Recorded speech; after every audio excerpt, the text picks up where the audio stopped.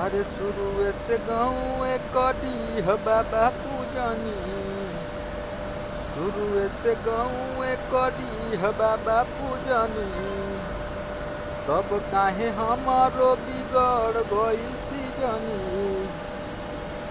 दयाजले से जिया पौड़ल नइखे गरदा, मिलल बा मऊग मरदा ओ। दयाजले से जिया पौड़ल नइखे गरदा, मिलल बा मऊग मरदा। शुरू से गाँव में करी ह बाबा पूजनी, तब काहे हमारो बिगड़ गइल सीजनी।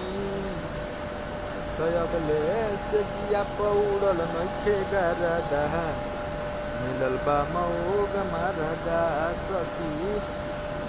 से जिया पौड़ल नइखे गरदा, मिलल बा मऊग मरदा।